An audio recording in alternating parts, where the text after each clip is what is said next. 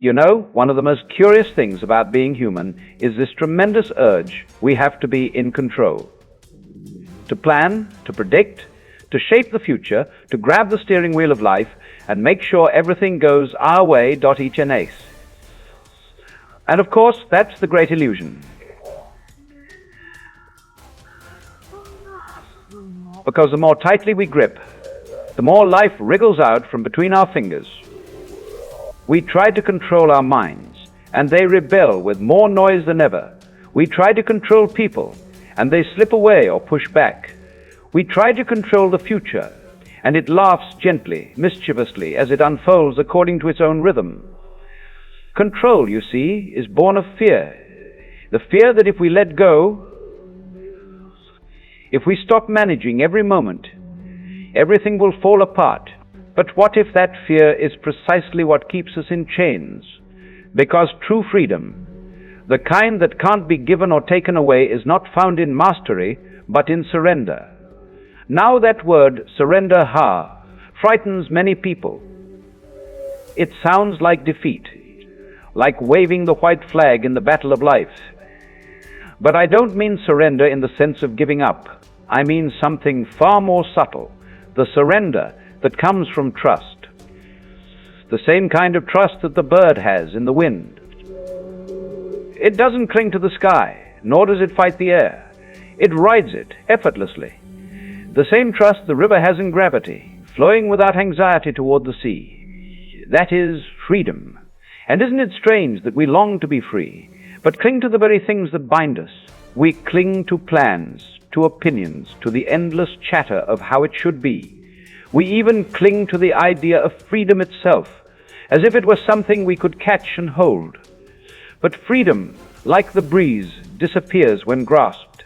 It is not an object, it is an action, a movement. It is the dance that begins when the dancer stops trying to control the steps. You see, life is a happening. It's not something you do, it's something that unfolds, spontaneously, mysteriously, beautifully.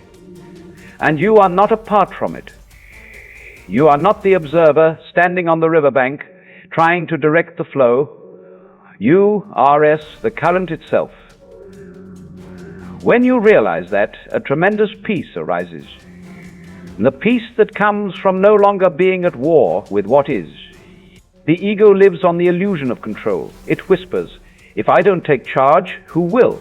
If I don't plan, if I don't fight, I'll be lost.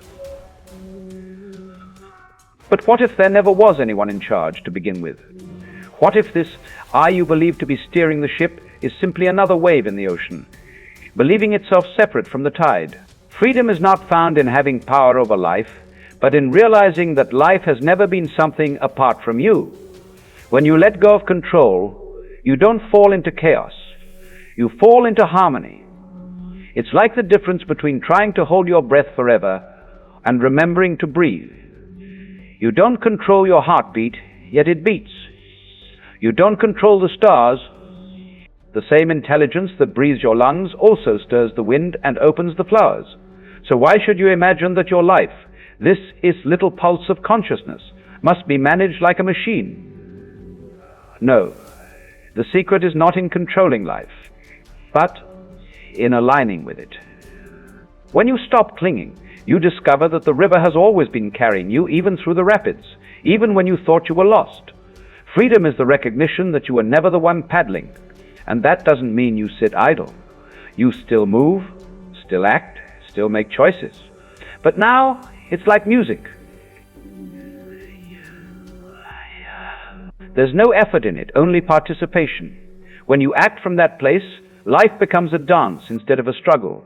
Your plans become play. Your fears become rhythm. And you realize that surrender was not a loss of control. It was the discovery that you were never separate from the flow in the first place. The difficulty, you see, is that we've been taught from childhood that life must be managed, that it must be won. Our education, our culture, our very language tell us that we must get ahead, take charge, make something of ourselves. But no one ever stops to ask, what are we getting ahead of? To take control of life is like trying to catch the wind with a butterfly net. The harder you try, the more foolish you feel. And so we live in a kind of tension, this tightness of mind that comes from constantly measuring, predicting, preparing. We spend our days trying to outwit tomorrow, and our nights regretting yesterday. And in that effort, we miss the only place where life actually happens now. You can't control the now because the now is not a thing. It's the very act of unfolding. The moment you try to seize it, it's gone replaced by another. Control is always rooted in the fear of uncertainty. And yet, uncertainty is the very condition. Think of it. If everything were perfectly predictable, if you knew the outcome of every act, would that still be living? Or would it be like watching a film you've already seen 100 times? The unknown is not our enemy. It's our home. The endless openness of it is what makes love possible, what makes art spontaneous, what makes laughter burst forth without warning. To surrender control, then, is not to sink into passivity. It is to participate fully, without clutching, without demanding. It is to move as the wave moves powerfully, yet without knowing its direction. Most people think freedom means choice, the ability to pick one option over another. But real freedom has nothing to do with choice. It has to do with trust.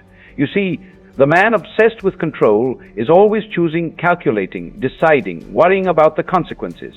But the free man is spontaneous. He acts without hesitation because he's not divided inside. His thoughts and his actions are one movement, not because he planned it, but because his is.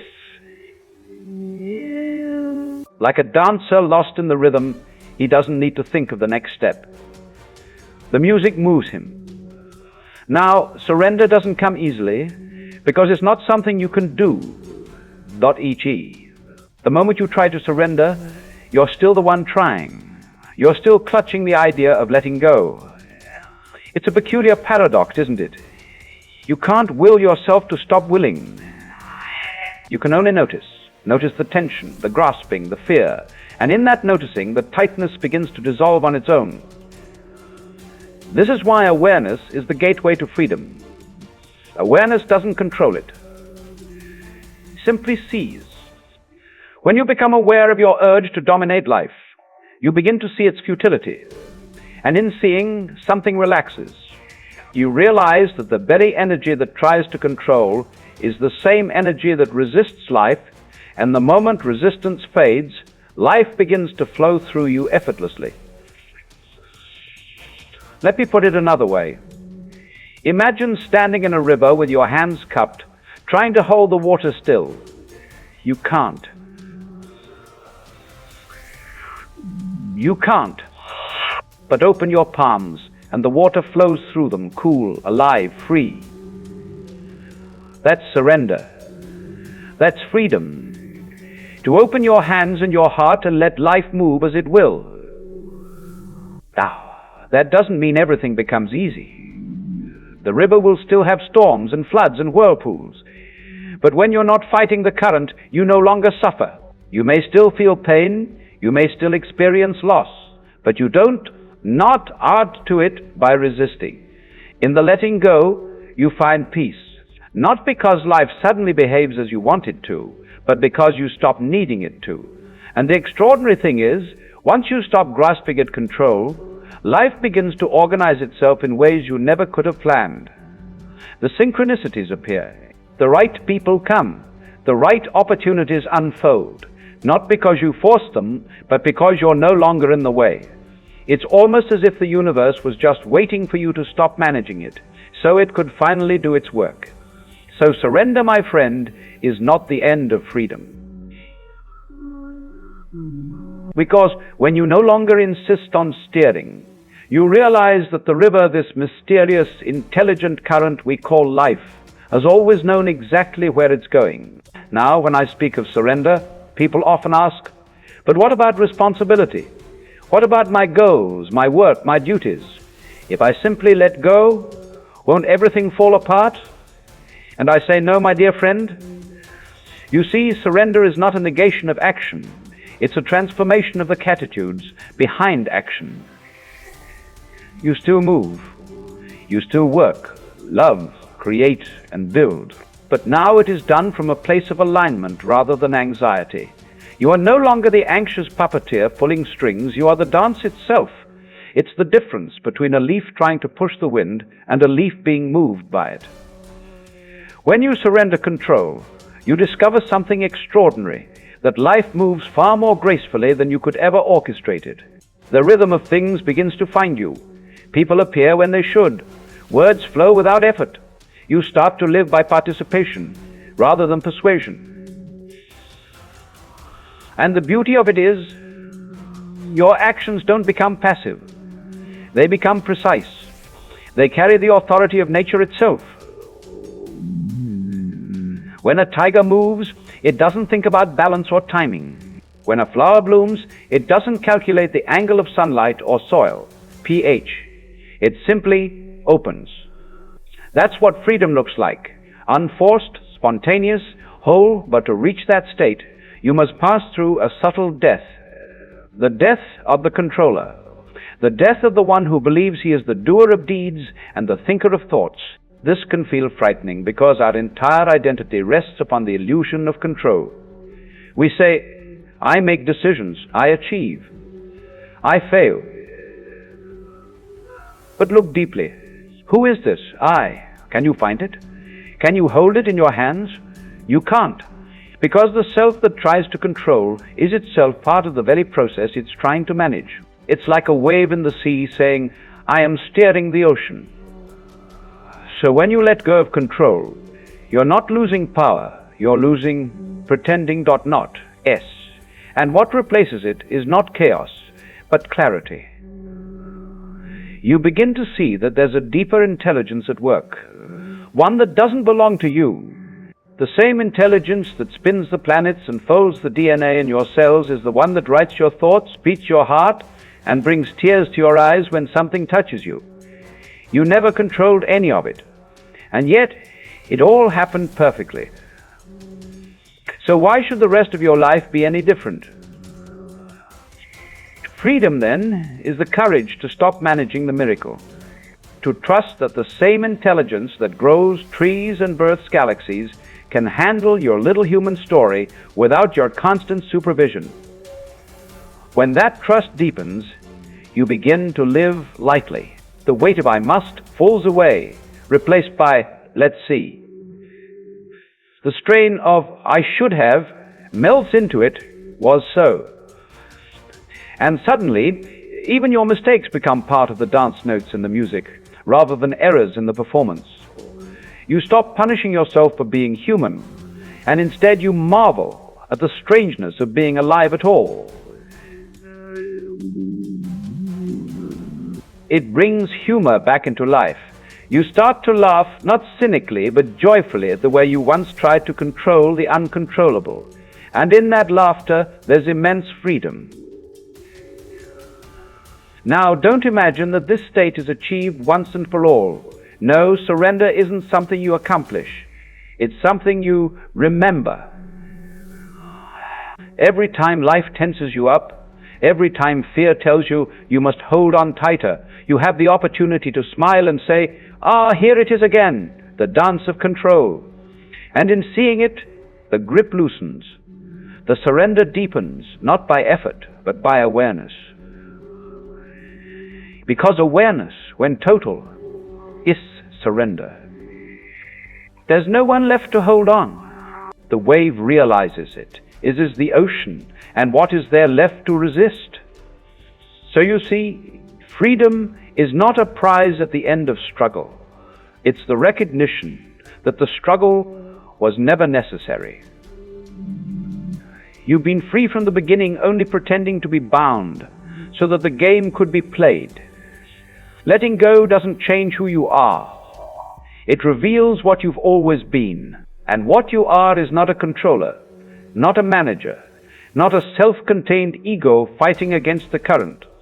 You are the current itself, vast, fluid, ungraspable. And the moment you stop trying to control the flow, you realize you was the flow all along. When you begin to understand this, truly understand it, not merely as a concept, but as an experience that sinks deep into your bones, you feel something remarkable happen. It's as if the whole universe exhales through you. The tension that's lived behind your eyes for years begins to soften.